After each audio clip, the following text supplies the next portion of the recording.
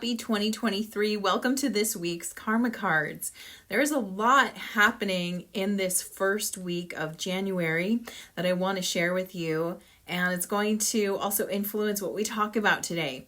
First of all, we've got a full moon coming up on January 6th. So it's on the Friday, January 6th, full moon in Cancer, and it's sort of going to give us a foreshadowing of the entire year of January 2023, because not only do we start with a full moon in Cancer this year, but we end the year with a full moon in Cancer, so it acts like bookends. I'm going to go in deeper detail in this in the next Spirit Circle coming up on Friday, January 6th, so if you'd like to join us for that, if you'd like to join us, you can click the link in the description that'll take you to the Spirit Circles where you can learn more about what we do, how we use this full moon energy, and of course, do psychic Q&A with me at the end. Also, what's happening this week is we have Mercury retrograde. So we started the year with Mercury retrograde. Mercury entered retrograde on December 29th, and it's going through January 18th. So we start the year with this internalized energy about how we think. And in today's Karma Cards, I wanted to talk to you about your personal Mercury sign. Mercury is your key for communication, and specifically how to have rewarding or significant communication with other people. We each have our own style depending on the sign and the house that our Mercury falls in our natal chart. Your Mercury can also indicate any kind of unconscious fears that hold you back from being your true authentic self or expressing that truth. It can also reveal the type of mental connection that you have with others and show you how to get mental clarity. And that particular point is what I want to focus on with you today. So instead of talking about which sign your Mercury falls in, I want to look at with you which house it falls in. Because if we look at what house your Mercury falls in, we can identify how to become clearer in your thinking. So when we have Mercury retrograde, everything sort of internalizes, and it makes our ability to communicate with others a little difficult because we usually are half internalized while speaking to someone else. And this can lead to sort of unfinished thoughts or not fully communicating our intent, which can lead to misunderstandings. If we understand how we individually get mental clarity, it can help us identify how to tap into that mental clarity and start from there before we go to express it. Okay, so I'm going to go over each of the 12 houses that your Mercury could fall in. So to find out which house is relevant to you, you want to pull up your natal chart and simply look at where Mercury falls in your natal chart. Now you have to remember that your first house starts with your rising sign.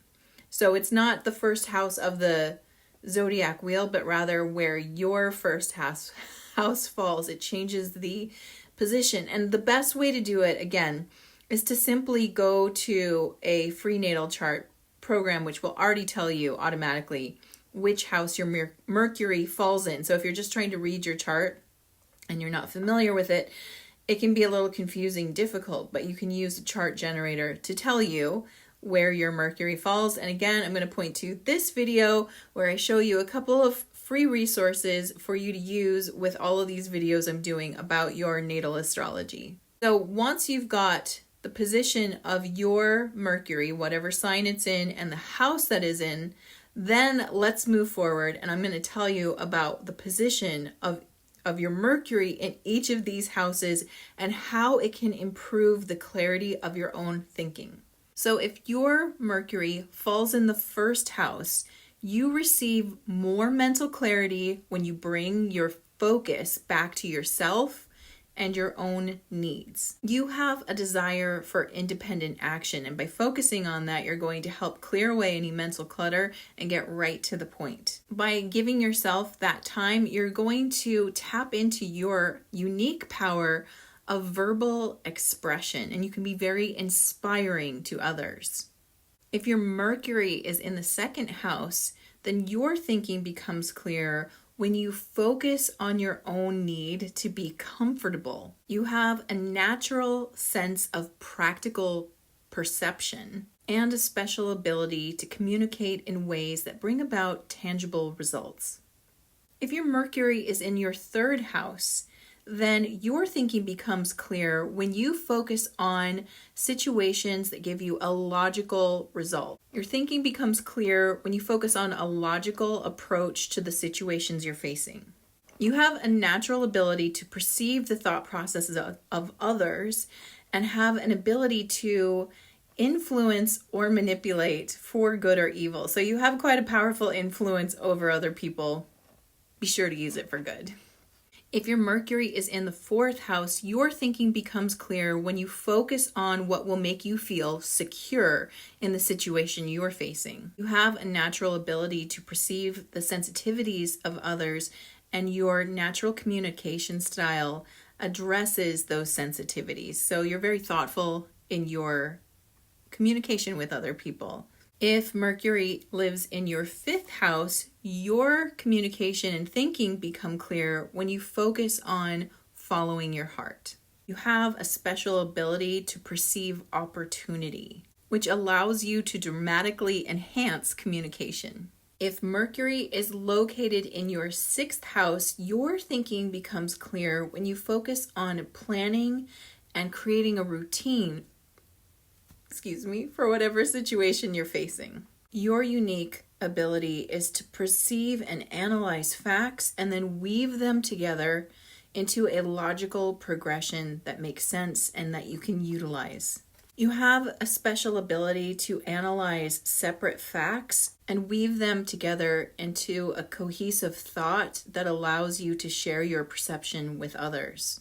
If Mercury lies in your seventh house, your thinking becomes clearer when you take your focus and direct it at the identity of another person involved. You have a natural ability to identify the positions of other people and then communicate in a way that it will reach that person.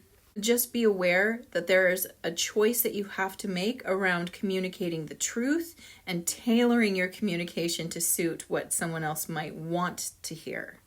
If Mercury is in your eighth house, your communication becomes clearer and your thinking becomes clearer when you focus on what others need in the situation facing you. You have a natural ability to perceive the motivations of others that might be hidden, and you can pick it out of their communication and speak in a way that transforms the other person either for good or ill. And again, let's transform for good, right? We need more of that. If Mercury sits in your ninth house, your communication becomes clearer when you focus on a positive resolution in whatever situation you're facing that has an ethical behavior to it. So you're looking for, the highest good of a situation. You have a naturally philosophical and intuitive mind and often speak from that perspective.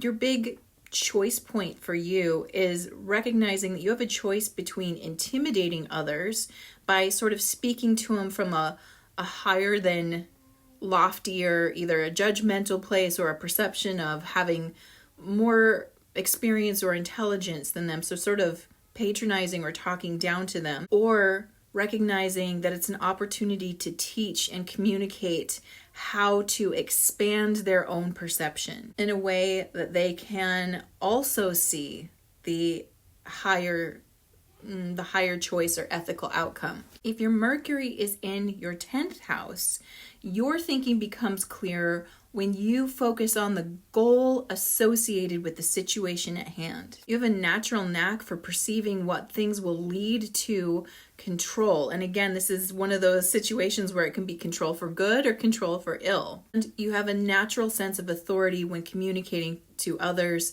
and tend to be sort of in that natural position of being a great public speaker. If your Mercury is in the 11th house, your thinking becomes clear when you focus on the greater good for all people involved in a situation. Your gifts are natural perception and a friendly demeanor that allows you to share and communicate important information without setting people on edge. So there's no judgment in the way that you communicate with other people, allowing them to more easily hear you and get on board with what you might be sharing. If your Mercury is sitting in your 12th house, you become clearer in your thinking when you spend time alone. You have that natural ability of ideas and perceptions seemingly materializing out of nowhere, as if they just popped into your head. This placement often denotes a natural psychic ability and intuitive awareness of mystical truth and insights. You have a natural ability of perceiving the intangible and are successful in communicating that truth to other people. All right, let me know, did you find that helpful during this Mercury retrograde to learn more about how you can get a clearer mind while going through this period of time and your natural perception and ability to communicate with others? Let me know, put something in the comments letting me know. I'd love to hear what house came up for you. I'm the 11th house. It felt pretty resonant for me. And then like, share, and subscribe to my channel if you haven't already. It really helps with this weird YouTube algorithm that all of us are trying to navigate. And it would really help support my channel and help me continue to bring videos like this to you. And now, of course, let's go to this week's karma cards. So if you're new to karma cards, let me quickly show you how they work. I've got 3 decks here: planets, signs of the zodiac, and the houses of astrology. And I've already asked my team, what is the message you have for us this week? And I've got 2 sets of answers. One in red, which are action related, and a set in blue, which are outcome related. And the way that you play is you tune in with that beautiful intuition of yours and feel, what do you need this week? Are you looking for action related guidance or outcome? And of course, you can always choose both. And while you're choosing, let me tell you the timing for this reading. This reading is for January 4th through January 11th. And the flavor of this reading, we've got Neptune, which, indicates sort of a dreamy or abstract or nebulous quality going on right now in the sign of Sagittarius. That is in the 9th house, which is ruled by Sagittarius. So this is all about mental expansion. There's sort of a positive, optimistic outlook on mental expansion coming from a very dreamy and spiritual place. So let's see what the advice is this week. If you're choosing action, your spiritual action at this time is to inspire others with the highest ideals as if they came from God, right? So again, this is like looking at really what I'm getting from this is look at your highest timeline. What is the highest timeline? And share that information with other people as if this is the plan, because it is the plan. It really is the plan, right? So if you're familiar with the topics of ascension, topics like New Earth, there really is a higher energy level that we're going to. Consciousness continues to expand. Frequencies will continue to adjust and raise. And our goal, especially in the year 2023, is to truly focus on what we want. So we're being asked to inspire each other with the visions that we see of the highest timeline. Whatever we focus on, we magnetize and energize and end up experiencing. So again, it's constantly being shared with us to be more intentional with your energy and thoughts. What are you focusing? Are you focusing on the life you are hoping doesn't happen or don't want to live, or are you focusing on the one that you are intending to create? Mental action at this time. Be prepared to sacrifice for the rules of the philosophies and laws involved. This one's interesting because if you piggyback it off of what I just said, right? Are you focusing on what you don't want or what you do want? The sacrifice here is you're going to have to let go of the worry. You're going to have to let go of the doubt. You're going to have to move into faith and trust for the things that you don't see.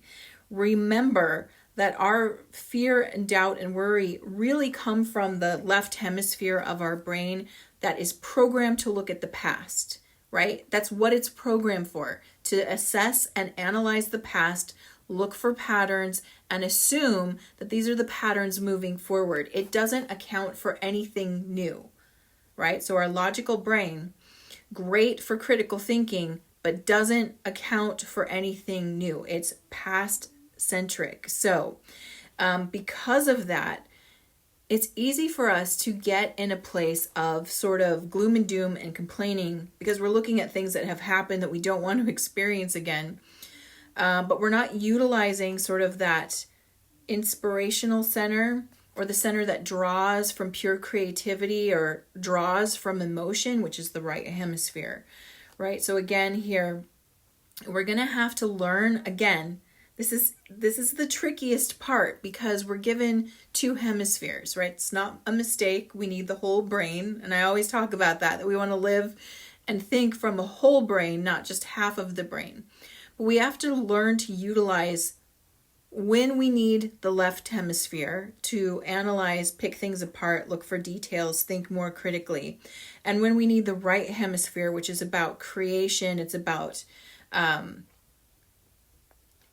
dreaming, it's about inspiration, it's literally about what do you want to create. You pull it from the future, you pull it from what you desire. And we're going to have to learn how to really figure out when to switch back and forth. And that's what I think really discernment means, is learning how to do that switch back and forth. That comes up a lot this year. So the rules of philosophies and the law involved. So again, prepare to sacrifice, be willing to let go of the negative thoughts, the pessimistic thoughts that we believe keep us safe, right? So I don't believe pessimism exists just to be a downer. Actually, studies show that people who tend to prepare tend to come from a pessimistic mindset. And I believe that comes from that left hemisphere because that's really where pessimism lives and its function is to sort through experience and try to calculate, well, I experienced this negative response in the past. For example, right? When we go and touch a hot stove and get burnt, that gets tracked and cataloged here. So we know next time we're near a hot stove to be mindful and not touch it because we have this negative experience cataloged of that had a bad outcome. That allows us to prepare for future events. Very helpful, but it doesn't allow us to prepare for the future. Future events, not the future. So what do I mean by that and how are they different? Future events would be like the next time I'm near a stove, I'm not going to just put my hand on it because I know I could burn myself. That's a future event. The future is different because it's about what you're creating. It's the broader picture, right? So future experience of I'm going to wait to cross the street till the street is clear because one time I almost got hit by a car, right? Like as a kid, you track that. You're like, ooh, next time I'm in the street, I'm going to look both ways. Or next time I ride my bike, I'm going to put on a helmet because I got in an accident or something like that, right? So you see the difference. That's a future event. We have to separate future events from the future itself, which is the bigger picture plan that we're creating. Not really meant to use that left hemisphere to create the big future plan. We can use it to inform. And again, this is where the nuance really comes in because you do want to think about the experiences you had that didn't end up so well, right? Like maybe the times that you found yourself in hot water because you didn't plan well enough or you didn't prepare for something. Having that information in your mind to pull from about what the future plan looks like is helpful, but trying to plan the future from this very limited space, all we get from it is what we don't want. And so therefore we only focus on what we don't want, which unfortunately helps us to create it. So we have to be willing to switch over to that inspiration, faith, and hope mode to design the future, if that makes sense. All right, physical action at this time. Yielding is the only way to get it out in the world and do it in a big way. Again, the action right now is more of a surrender, not so much a take action moment, right? It's more of a sit with it type of energy or surrender to it energy than it is a go out and put a stamp on this. So if you're trying to get something out in the world right now, the action point is actually to surrender to what you're creating. And in doing so, it allows you to be more fully informed about it, and it does get out there in a bigger way. I know that feels like an antithesis coming together. It's like, don't do action to get bigger results. But that is what the cards are basically saying. Surrender to this moment right now to put it out in the world and get it out there in a bigger way. All right, let's look at outcomes in Neptune in Sagittarius in the 9th house of mental expansion. The spiritual outcome at this time is the idealization of insights to understand spiritual values. So again, we're in a period where as we focus on these higher timelines, the energy, the best version is what's coming forward. This is what idealization is, right? Is understanding the best version of spiritual values coming forward. So again, we're being asked to sort of sit, hold, and surrender to our highest ideal vision. And the way my team talks about it is they always say to us that when we're in our creating space, our inner world workshop, if you will, we are supposed to make things bigger than life. We're supposed to see it in its grandest form. And they say that it's a lot like Willy Wonka's sort of shrinking machine, if you guys remember that movie, right? Where he takes a giant candy bar and he shrinks it and puts it through the TV, right? Well, they say that that's a pretty accurate metaphor for moving things from the non-physical realm into the physical, is to see it at its biggest, fullest volume that you can. And as you hold that vision and you bring it in, the energy is concentrating into wave into particle, and it has to shrink. So imagine if you only think really small, you shrink it into something that comes into your life at a really small scale.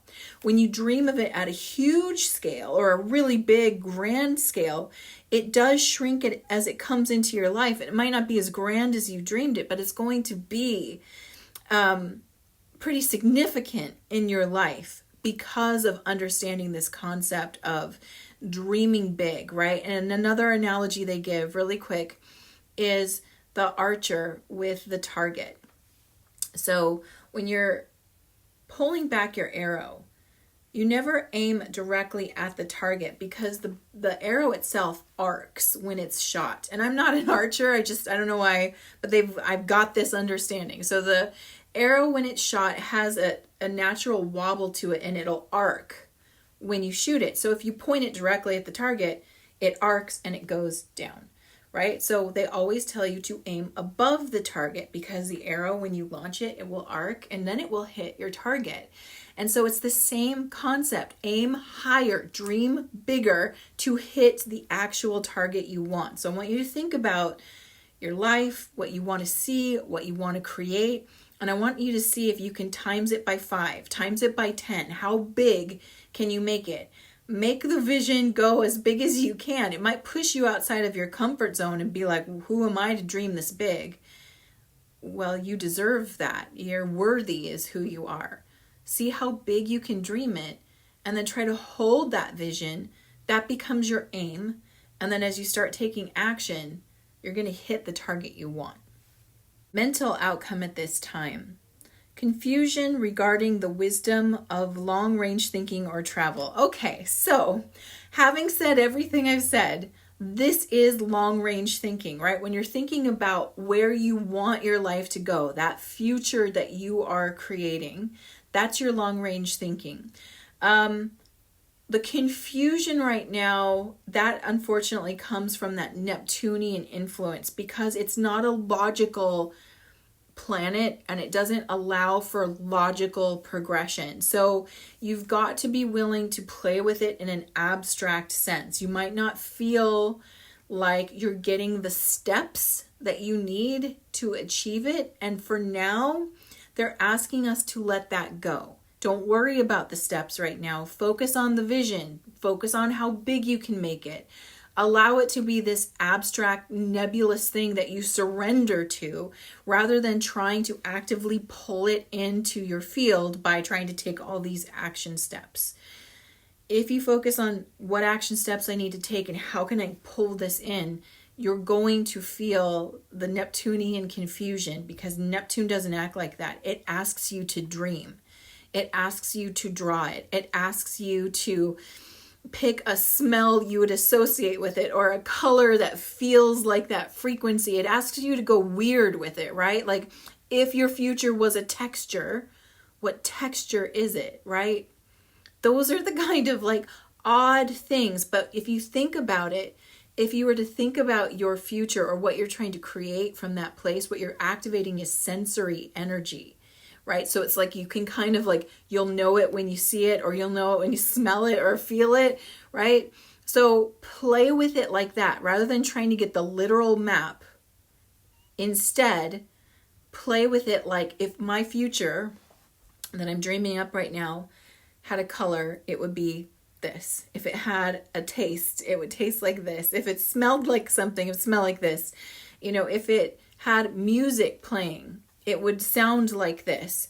Thinking in those terms right now, you're locking in sensory energy. Next time, so let's say you're visualizing your future and you're like, oh my gosh, when I smell it, it smells like grapefruit and bergamot. Like, it seems bright and sunny to me. Next time you smell grapefruit or bergamot, or both together, you're instantly going to have a sense memory of your future. So it has more tangibility to it than it might seem. But if you try to go for the tangible now, it's like you miss it. It's like a cloud or a dream. You can't hold it right now. Physical outcome at this time: sacrifice resulting from the understanding of what is to be shared.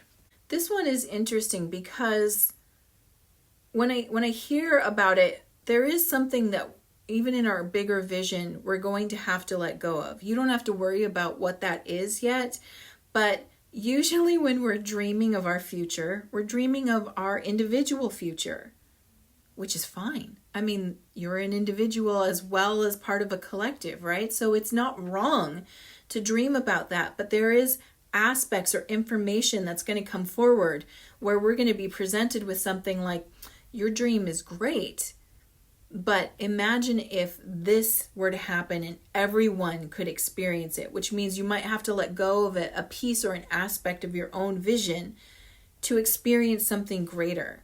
And so we're being asked again to hold it.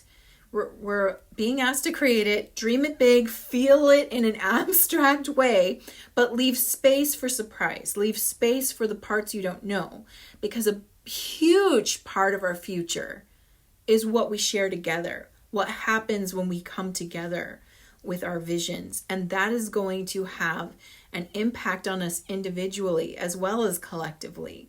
And if we're holding something too tightly, it's going to feel like something is taken away. But if we're holding space for this or better, then we actually don't feel like that sacrifice. We feel like it's a relinquishment, like we're willing to let this small vision go to receive this bigger vision. So with that, I hope that you have an amazing first week of 2023. I'd love to see you at the upcoming Spirit Circle if that's in alignment with you.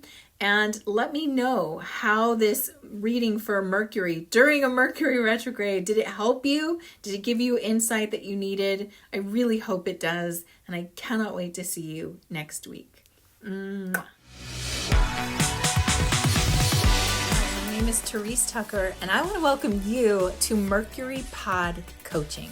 I created this group coaching program to help you move out of procrastination and into traction towards your big goals. I know how it feels to dream really big and then all of a sudden find yourself sitting there spinning in place, not getting anywhere closer to your goal. It can be really easy to get caught up in feeling flustered and confused and not know what action to take, and so you completely stop taking any action at all. If this sounds familiar to you, then there's a good chance that you've got some mindset blocks in the way that are preventing you from taking actions right now that can get you closer to your big dream and create real change in your life. Here's what you need. You need someone who can see those mindset blocks and help you get out of indecision, move into inspired action, and do it quickly. And that's where I come in. So what is the Mercury Coaching Pod? It is a 30-day coaching program where you will have weekly coaching calls live with me to help you implement your plans and take action now. In this group coaching program, you will also get one private session with me where we can completely deep dive into what it is you're trying to create, and I can help you create the action tasks that you're going to need to complete in 30 days to get ahead. If you're ready to jumpstart your goals and get going right now, then you are the perfect person for this pod coaching program. So if you're interested, hit the Get Access button below. And of course, I look forward to seeing you in the Mercury Pod Coaching Program. All my love. Thank you for watching.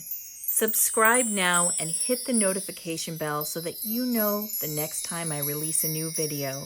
Until then, stay magical.